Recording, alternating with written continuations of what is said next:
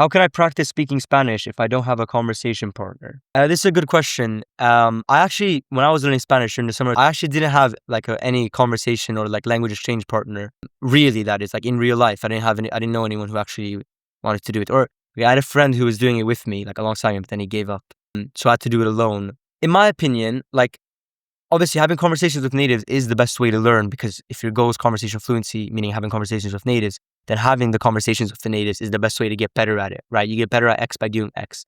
And so what I would do was I would go on Hello Talk to find a Spanish exchange partner.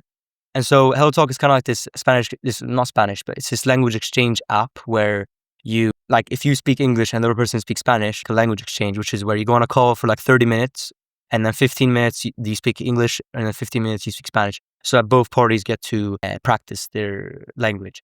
And so that's what I did. I ended up only like going on one call, like one language exchange call with this person from Colombia. And it was just really like, I don't know, it's just kind of like awkward as well, especially like, I don't know. I think just contacting a stranger online like that and not really building a connection other than just the language is a little like, it can feel a little scary. But what I found to be much more effective was to go on, if you go on Hello Talk, you can go on these like live rooms. It's not on computer. I think it's only on mobile. And so what you do is you join the live rooms. And then because it's live, like all you do is raise your hand and join. And then you can just speak to people there. And so it's like, that's one way to do it. And then also I created a community specifically for this. It's called the Speak Spanish Hub. And it's the first link in the description if you want to join. And basically it's just you go in here and then you can just see if someone's in here. And then if they're in here, you can just join. So right now no one's in there and I don't have my webcam on, so I'm just going to turn that off. But yeah, so that's kind of how I would approach it. I would try to use online tools where you can contact natives.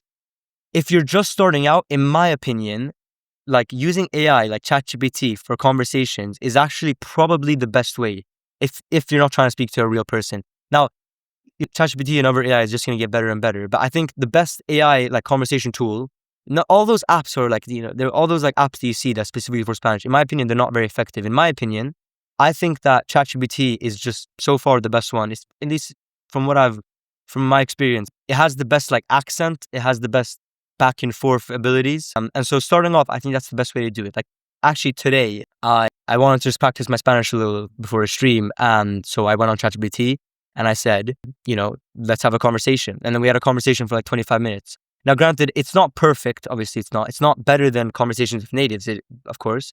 But it's a good way to start, especially if you're a beginner, because, it gets rid of all that embarrassment and pressure that you have when you're starting off. And then you can slowly build your way up to conversations with natives. So that's what I'll say.